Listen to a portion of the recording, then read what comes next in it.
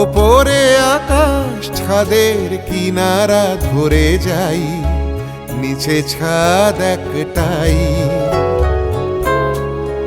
আজকে অনেক আমন্ত্রণ, ফিকে চায়ের চুমুকে ভাগাভাগি করে বন রুটিটাই। সেখানে জীবন জীবনের আছে প্রগাঢ় নিমন্ত্রণ। ওপরে আকাশ ছাদের কিনারা ধরে যায়, নিচে ছাদ একটা।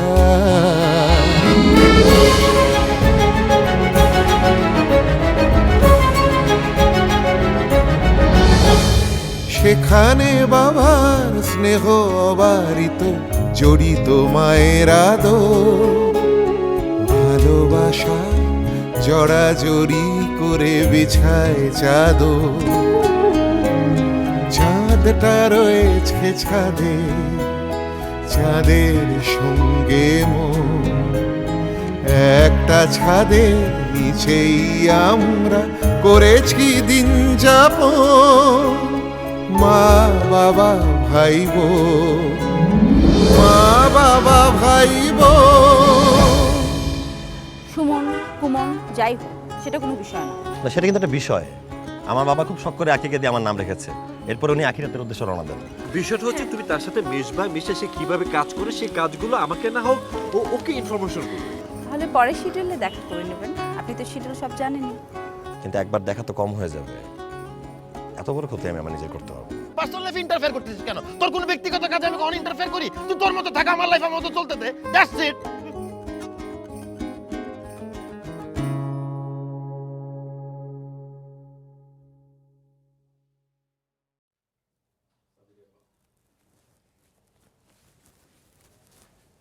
আরে এখানে দাঁড়িয়ে আছো যে? অনেক রাত হলো তো, শুয়ে পড়ো, তোমার তো শরীরটা ভালো না। শুয়ে পড়ো। আচ্ছা, আমি একটা বিষয় খেয়াল করলাম, তোমাকে কিন্তু মানুষজন খুব ভালোবাসে। কতজন যে তোমার খোঁজ নিয়েছে, দেখতে এসছে। জব্বার ভাই তো এক কাদা বাজার নিয়ে আসলো, অনু আসলো, তোমার ছাত্রছাত্রীরা আসলো, বাড়িওয়ালাও দু একবার খবর নিয়ে গেছে। মাশাআল্লাহ। ওই বাড়ি থেকে কেউ আসেনি?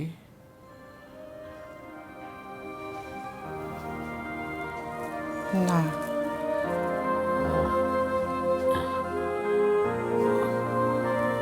বোধহয় খবরটা জানে না। খবর জানবে না কেন? কাজে ব্যস্ত অনেক হবে হয়তো।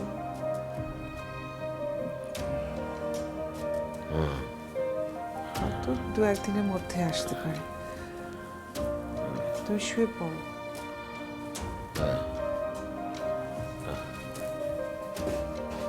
আমি কাঁথা দিয়ে দিই। তুমি কি পানি টানি কিছু খাবে? না, এখানে রেখে দিলেই হবে। আচ্ছা।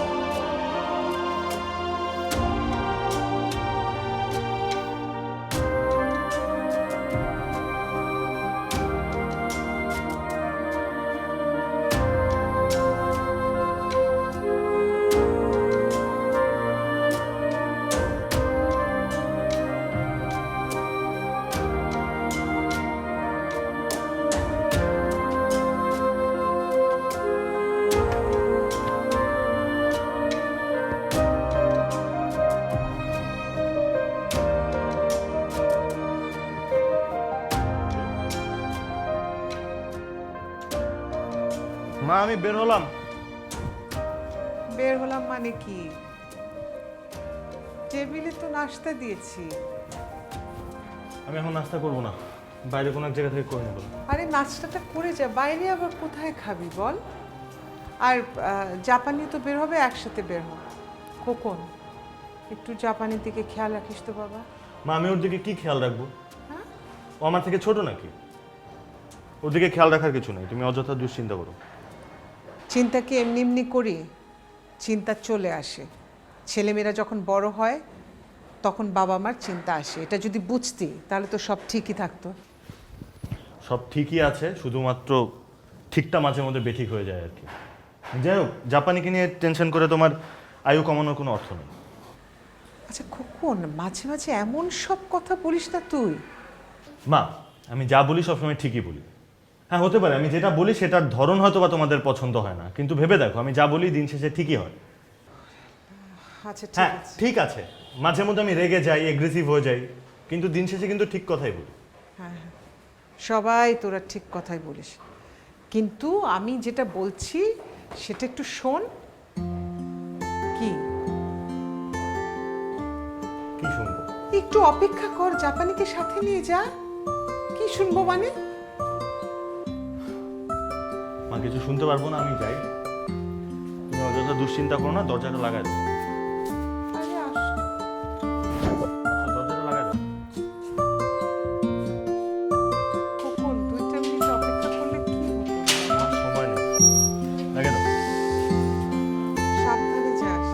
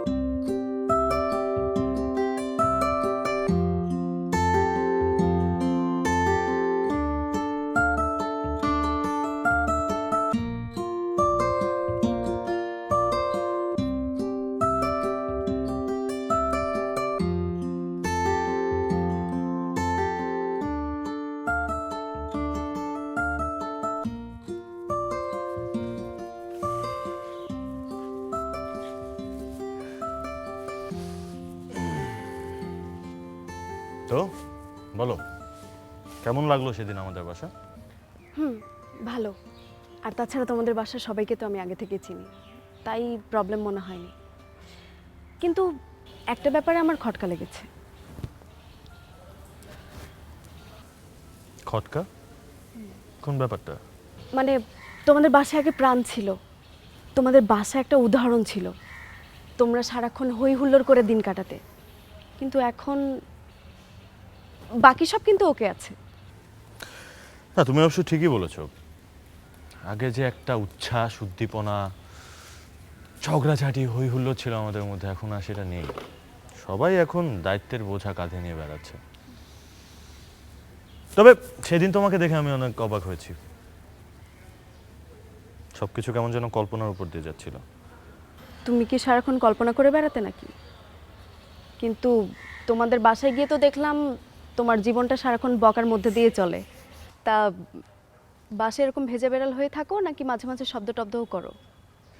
আর শব্দ করার সময় কই পাই? তোমাকে দেখার পর থেকে তো সবকিছু এলোমেলো হয়ে গেছে। তাই না? এজন্যই বুঝি ঘুরঘুর করছিলে? সব এটাকে ঘুরঘুর করা কেন বলছো? তুমি বাসায় এসছো, তোমার কি কি লাগবে খোঁজ খবর একটু নিব না? তার উপর তোমাকে ভীষণ সুন্দর লাগছিল। লাগতেই পারে, কারণ আমি জানি আমি অনেক সুন্দর। তাই নাকি? সবাই দেখি আজকাল নিজেরটা আগে বলে। তবে বান্দরের জাতির মধ্যেও কাউকে যে সুন্দর লাগে সেটা এখন বুঝলাম। খোকন না, ভালো হবে না কিন্তু। ও বাবা, কে এটা? কার গলা থেকে আওয়াজ করবো, তোমার না অন্য কারো? আমি কিন্তু খালামার কাছে গিয়ে বিচার দিয়ে দিব। ওই একটাই পারবো, এর থেকে বেশি কিছু করতে পারবো না। আর কি পারা লাগবে শুনি? আর তোমার মতো বজ্জাত কিসিমের মানুষের সাথে আর কি বা করার আছে? অনেক কিছু করার আছে, আর চাইলেই অনেক কিছু করতে পারো। তাই না?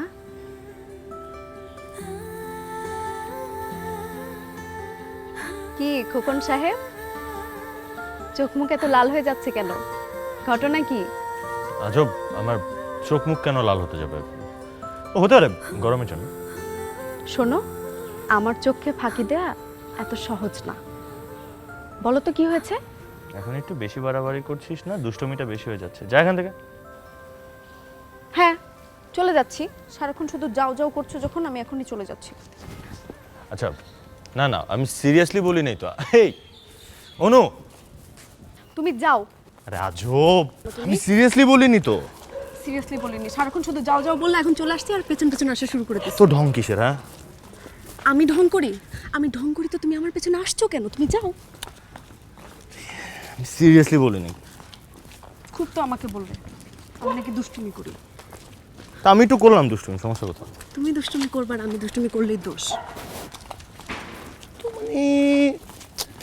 আচ্ছা তুমি যাও, তুমি আমার পেছন পেছন এসো না।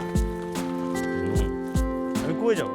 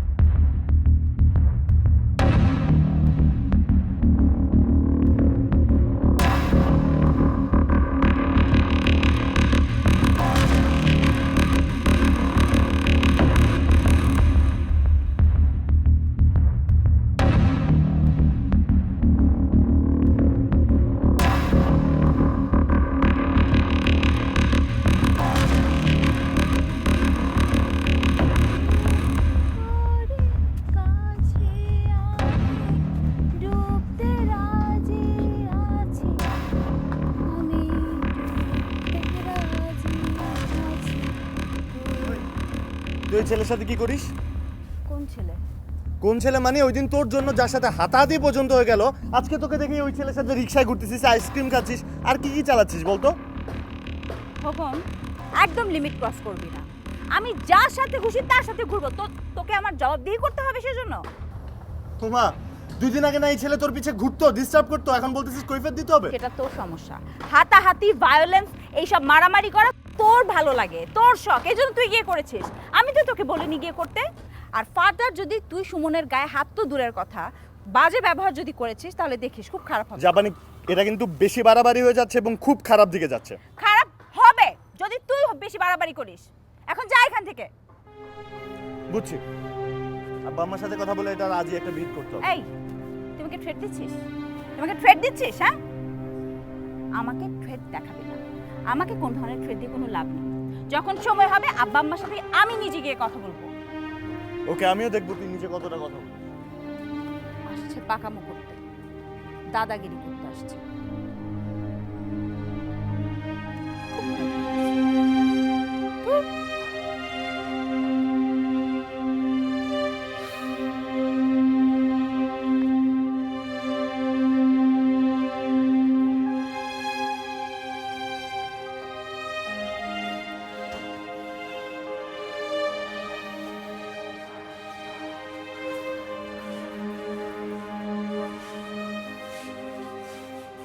খোকন, তুই জাপানিকে কি বলেছিস? মা, আমি জাপানিকে কিচ্ছু বলি। কিচ্ছু বলিসনি? ও কান্নাকাটি করছে কেন? তুই শুনলাই কান্নাকাটি কেন করছে? ও তোর চেয়ে বয়সে বড় না ছোট? ও বড়। ও তোর চেয়ে বেশি বোঝে না? হ্যাঁ তুই মা, কেন ওর সাথে লাগতে গেছিস? একটু বেশি বোঝে, একটু বেশি বোঝে, এই জন্যই তো বিপদে পড়বে। আমি বুঝলাম না, ওর বন্ধুর সাথে তোর কথা বলার দরকার কি? মা তোমাকে বললো কে ওর বন্ধু? সুমন ওর বন্ধু লাগে না? ও কি ধরনের ছেলে তোমার কোনো আইডিয়া আছে? আরে আশ্চর্য! তোমার কোনো আইডিয়া নাই, তুমি ওই ছেলে সম্বন্ধে কোনো ধারণাই রাখো না। আমার ধারণা রাখার দরকার নেই, ওর বন্ধু, ও বুঝবে। তোর কথা বলার দরকার কি? আমি তো বুঝি না, তোর এত বোঝার দরকার কি? ওর তোর থেকে বেশি বোঝে না? বেশি তো ও বোঝে আমার থেকে বড়, বেশি তো তোমার বড় ছেলেও বুঝতো। কি হয়েছে, এখন আছে আমাদের সাথে? তোমার বড় ছেলে নাই তো আমাদের সাথে। সবসময় বেশি বুঝলে হয় না তো, ও তো বেশি বুঝতো।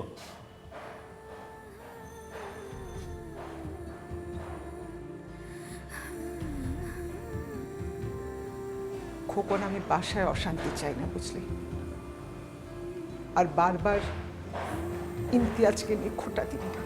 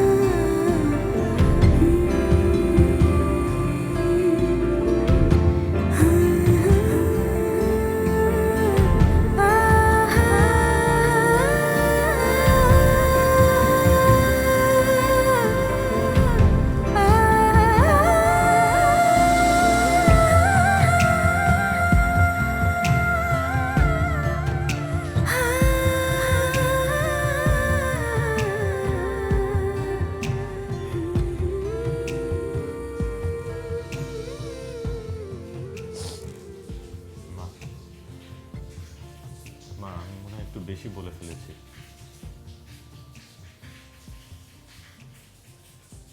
না,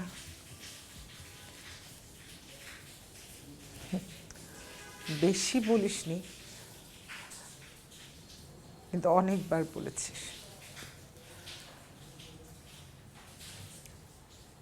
কি আর করার, কথা তো সত্যি। কিন্তু খোকন, আমি অনেক কষ্ট পাই, বুঝলি? হাজার হোক আমার বড় ছেলে তো।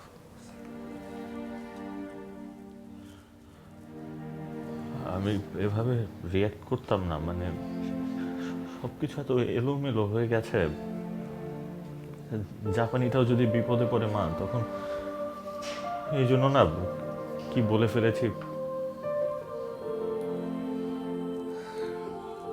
বাদ দে, একটু খেয়াল রাখিস ওর দিকে, বুঝলি? কোন রকম বিপদে যেন না পড়ে। আর অশান্তি না করে কর কাজটা, তাহলে যা।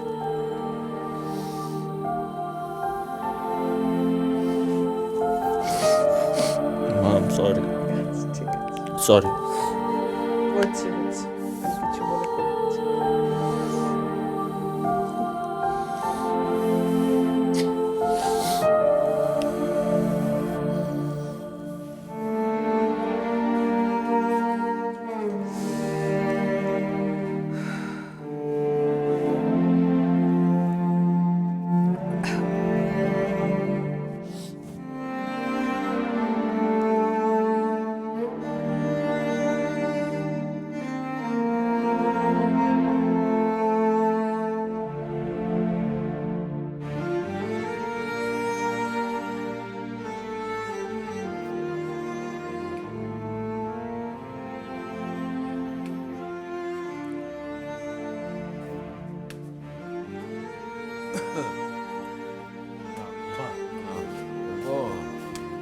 জি আব্বা, আসছি।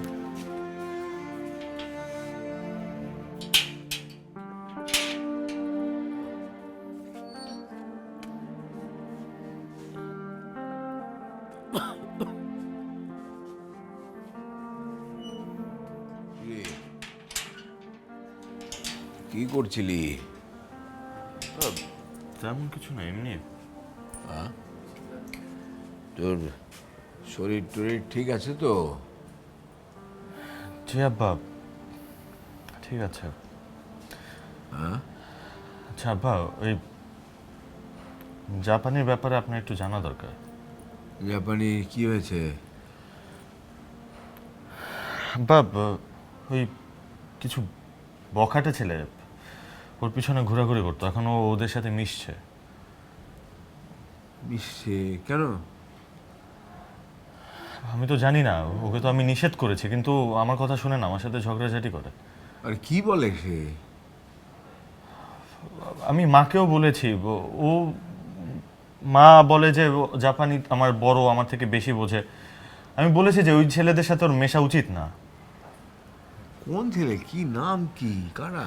কি যেন, সুমন, সুমন এলাকারই, ভালো না আব্বা। আপনার জাপানিকে কিছু বলা উচিত।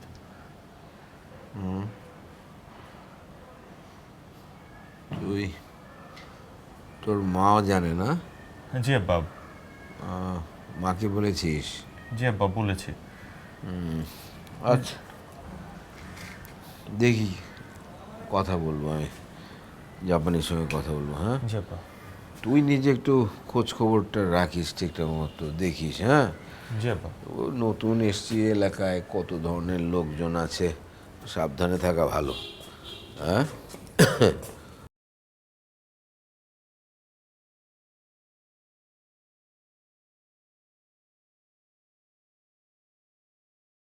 ভাবলাম যে একটু আয়োজন করি, কখনো তোর জন্মদিন আয়োজন করিনি। তাছাড়া আমাদের ফিনান্সিয়াল অবস্থাও যেরকম ছিল, মানুষ ডেকে এনে খাওয়ানোর মতো তো। মনমনের জন্মদিন? ওর ক বছর হলো? 5-এ পড়লো। গুনগুনের জন্মদিন? হ্যাঁ, বল, সবার যাওয়া উচিত না? আমি তো যেতে পারি।